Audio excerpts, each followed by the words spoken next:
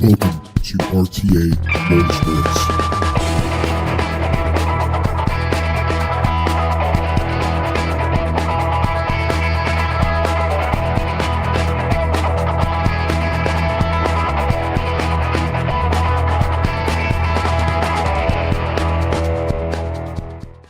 Alright everyone, and welcome. Crash here. This is RTA Motorsports, and you can see we're at Spa right now, and we have, let's see, I think it's 10 opponents. 1, 2, 3, 4, 5, 6, 7. We have 11 opponents, so I'm the 12th car. I'm right now in second place, and we are just chilling. Just hanging out outside the car, and this is not a trick. This is the HTC VIVE that I have on right now, and we're in ASSETTO CORSA, and we're just enjoying the view. How about that? We're at Spa, Circuit Spa, blah blah blah, champs. Why not? So yeah, first impressions with the VIVE is just awesome. I mean, this is really what makes the VIVE great, is the fact that you could move around and it's always tracking you and it's always working really well. It's just simply amazing. When you set up your room scale, every time you turn on VR, it always knows where it is in that space. So it's pretty much, once you get it set up, a plug-and-play experience. It just works every time. And that's the awesome part of it. I'll give you a brief history as to my VR experience in the past. And I have tried the DK2, the CV1 of the Oculus. I have an OSVR 1.3. I tried the Gear VR. I've hacked together my own VR headsets that plug into the computer with USB 3.0. I've tried it all, and this by far is the greatest experience I have ever felt in VR. I mean, I could bend down on the floor and check out the brakes. Look at that. M brakes, kind of like a Brembo style. You could see the little nipple there on the top with it looks like it has a rubber cover on it if they need to bleed the brakes. See, you can see the brakes. I can see the little M badge on there. Let's see, we can walk to the front a little bit. You can see my bounds is still lighting up, and even though this title is not made for the VIVE, we're using Oculus early support. It still works with the use of Revive, and probably if they actually make it to be used with the VIVE, we might get some extra frame rates out of it, because if you have all the cars on the track, it definitely, you get some frame loss. It is what it is, but it's still really smooth. As long as you're above the 45 FPS, it looks perfectly smooth. So, you know, and that's really the goal, is above 45, so you get that rear projection, you get that smooth gameplay. We can look at my headless driver right there, and that's a thing too. You know, right now, oh, by the way, we're using the mic inside the HTC VIVE because I just want to demo the mic so you can kind of hear what it sounds like. It's pretty horrible, but inside VIVE gameplay, this is the mic you're going to be using, like hover junkers or anything like that. So this is going to also be a demonstration of that as well. But like I was saying, you could see that that's where I would be sitting.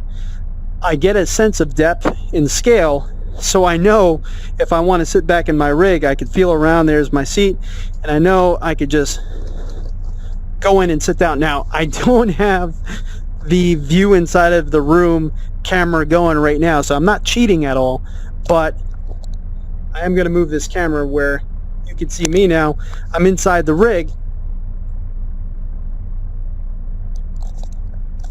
safe and sound, all in one felt swoop, and that's just to attest how good the scaling and the motion is with the VIVE. I mean, and that's really the biggest selling point. I mean, you do get some pixelation and that is kind of a negative. It's kind of a con, because in the distance you're going to see the pixels no matter what you do. And then with sim racing titles, normally you're racing in the middle of the day when it's really bright outside, and you're always looking off at the distance at the next turn, the next apex. I could see it, but it's also a little pixelated. It's a little hazy. So it's really not that big of a deal with most titles, with most types of VR experiences. Sim racing, you do notice it, but with the immersion factor of the scaling of the cockpit, the scaling of the other cars, how good the head tracking works, the fact that I could turn around right now and kind of see everyone through my rear window right there. I mean, or lean my head out and kind of see everyone there. And it works beautifully. Quickly makes you kind of forget that and overshadows any sort of negatives you could really come out with the headset. The headset does feel a little bit heavy, not much heavier than my OS VR that I had, but it's really not that bad. I will say, on a different standpoint compared to the CV1, the Oculus CV1 is definitely much lighter, much lighter. But you get this air gap with the CV1 where you can see over the bridge of your nose and you see light coming through. Something you really don't experience with the OS VR. You could really cinch this thing down to your face and there is no air gap whatsoever. It's kind of similar to the fitment that you would experience with swimming goggles. It's really good. So we're going to jump into this race and get going, and I'm going to basically go over different aspects of it as far as sim racing goes, and one by one we're going to hit other titles afterwards at a later time. So here we go. So first things first, I'm using the stock earbuds that came with it. I'm not a fan of earbuds, at all. And I do got to say, these are pretty comfortable. They're not bad at all. And having your ears not covered kind of helps with the immersion factor a little bit, which I was surprised about because I despise earbuds. For some reason, they always seem to hurt me. Over time, you always get this like wearing feeling on the inside of my ear. I don't get that with these at all. And I'm comfortable using them. And the fact that my ears are not covered by my big Logitech G25 headphones, I don't mind it. The sense of the staging and the room, well, how do I put this? The sense of like sound scale as far as how things are farther away and where things are coming up from left and right is pretty good. Not horrible. I kind of prefer the Oculus style headphones a little bit better, but this kind of isolates the outside world as far as sound goes a little bit better than those headphones did.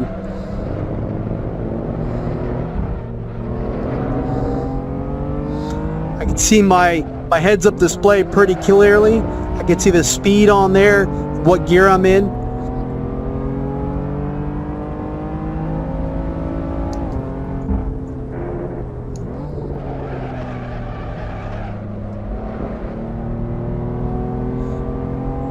We're in the BMW M4, and I am just pulling these other cars that are in this class pretty hard. We might go out and go back in with a different set of cars just so it could be a little bit more competitive. This M4 is a beast. Kind of wish they had the CTS-V, specifically mine. Just so I can compare the two. But I am thoroughly impressed with this car. And that's another weird thing too. The arms in the sim racing titles, they feel weird. It's almost like you get this weird effect where you almost feel like they are your arms. So like, I just right now moved my arm up to look, if you see me, do that. I was looking for where the cup holders are, so I tried to lift my arm up out of the way.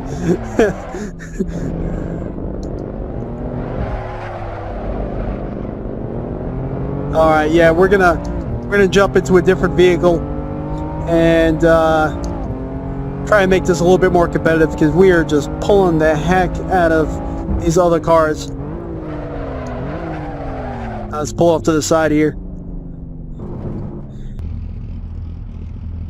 This might feel a little weird because the character is going to be shifting with his left hand, but I'm going to be shifting with my right hand. So that might be a little bit strange, but you can see in the mirrors, let's look back at everyone. You can see that my wings kind of cutting the view there of everyone behind me, but you see the back seats are actually pretty good. Looks like we got some decent leg room back there. All right. There we go. You know, it would actually be pretty cool if you could set up a second VR headset, like a Vive or Oculus or whatever, and kind of set a chair up so they could be in the seat right next to you. That would be pretty damn neat. Get on it, developers. See if we can launch this thing.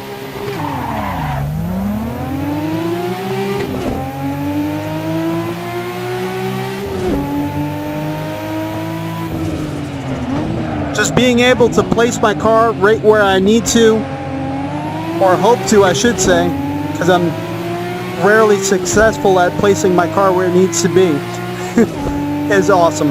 You know, seeing how close I am to the wall there, really getting tight down into the wall, is wow.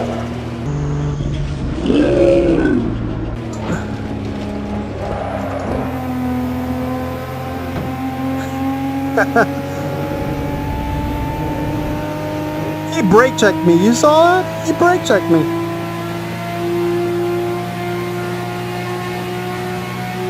But it's absolutely phenomenal. I'm super sold. And the most shocking thing I can say is I'm actually selling my triple screen setup because there's no way I'm going back. And that's just a fact. That is just a simple fact. You know, I've been looking for whatever would beat or at least mimic the experience that I experienced when I made my projector screen setup, which, you know, dumped a huge amount of heat into the room and really took over the entire room. And honestly, there's just no beating this. This is phenomenal. You know, a lot of people they question whether or not, you know, you could feel your rig and, you know, does it feel a little strange? Well, you know, it takes a little getting used to. You should, if every time you shift in your car or in your rig, you're not always looking down at your shifter to see where it is. You get that muscle memory. Same deal. Same deal.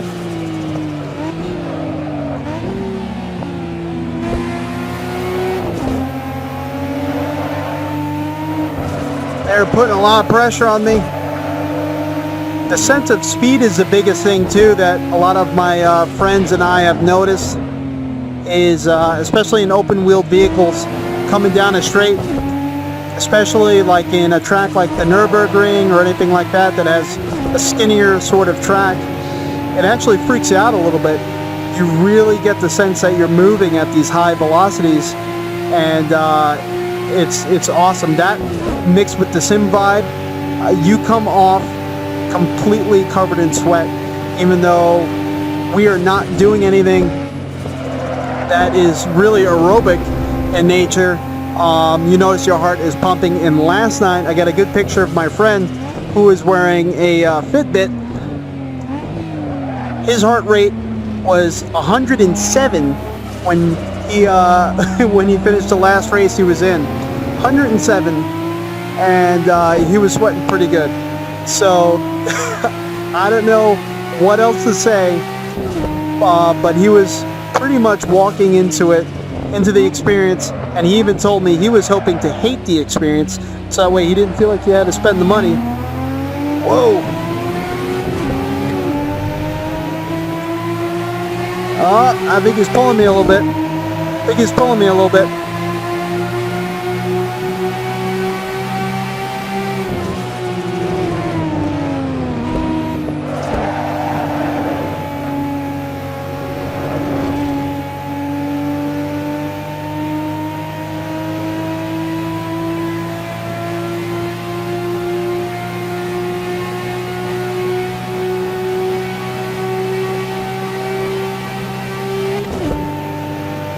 Look at that. The speedometer is completely pinned.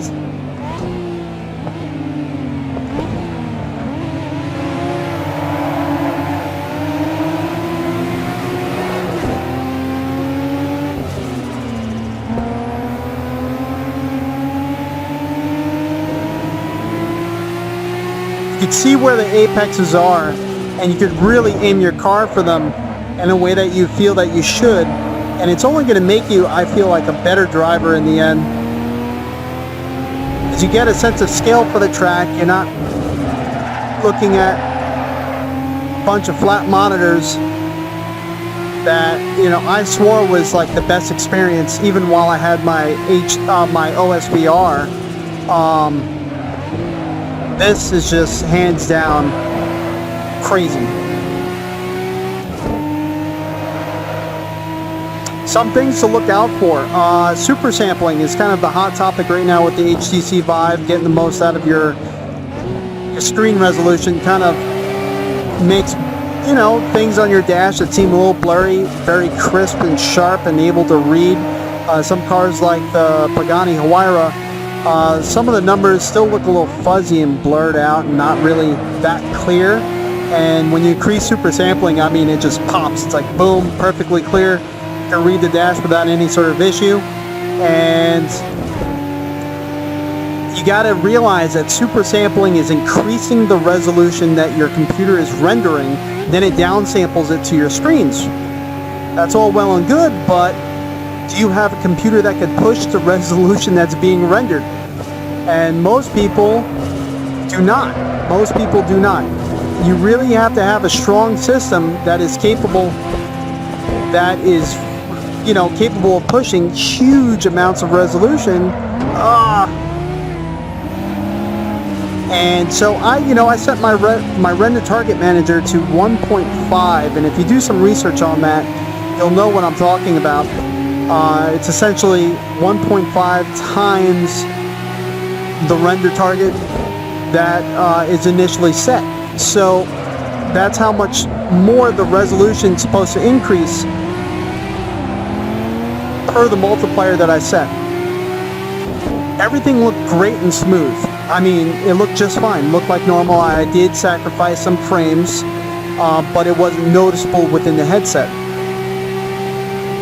That being said, I noticed on some loading screens in VR titles, like even the lab, you're standing up, you're moving around on your loading screens. The loading screens were starting to get choppy and very laggy. So you're standing, you're moving around, and you start seeing the image kind of bounce around on loading screens. Look at this. Oh my gosh, how can you beat this?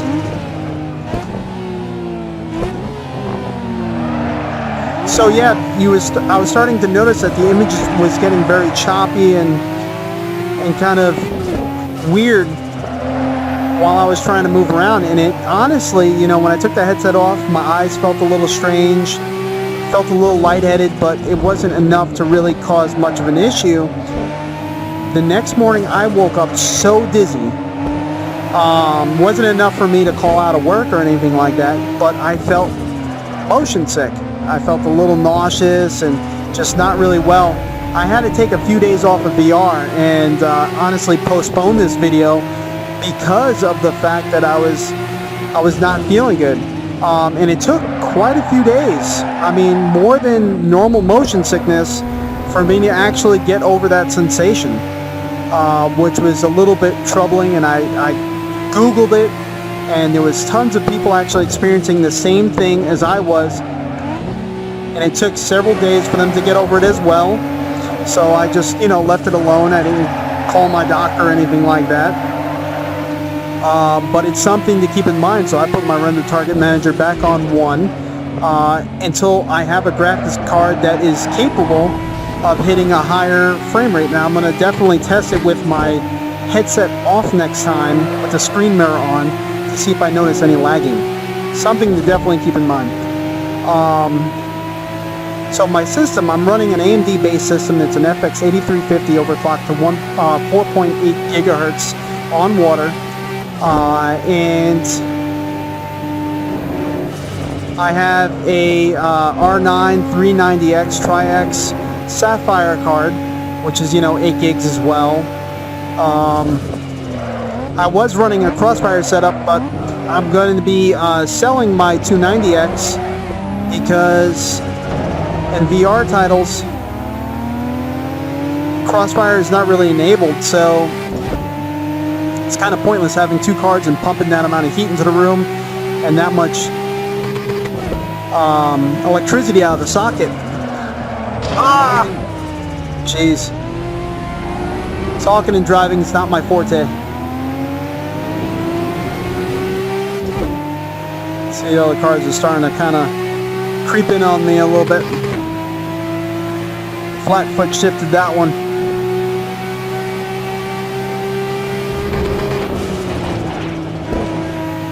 Oh, we're gaining on them. We're gaining on them. What's that damage I did there?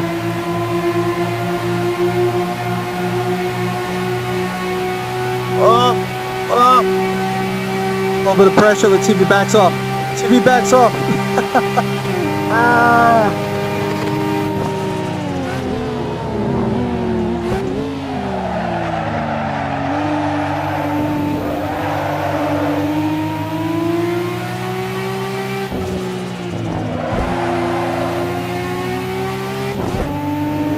But yeah, this is phenomenal. I highly recommend if you're thinking about, you know, definitely going to like higher refresh rate monitors or anything like that. You know, I know people are looking at the Acer Predators, or that was awesome. That I not just drifted in front of that guy. That was awesome. But yeah, you know, people are looking to upgrade their monitors right now as monitors are coming down in price in general. And before you do that, definitely look into VR. Try a demo. You know, there's a lot of people on the forums that are willing to have and let people come over and you know, try their headset. I'm a part of a local VR club that they have a meet every other month, and everyone that owns VR headsets kind of brings their stuff, lets people try it. And that's how I knew that I needed to get my hands on a Vive myself. Even as I had an OSVR, I wasn't completely convinced, as I wanted something that felt more out of the box and more ready to go. And this checked all the boxes, including the field of view, the resolution, everything. It's just absolutely phenomenal. I'm still willing to try the OSVR HDK2 and get an idea on how that works.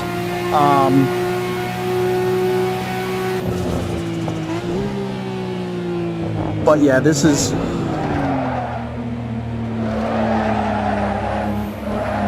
I think we got it. I think we got first place here, guys. Guys and gals, I think we got it. There we go, first place.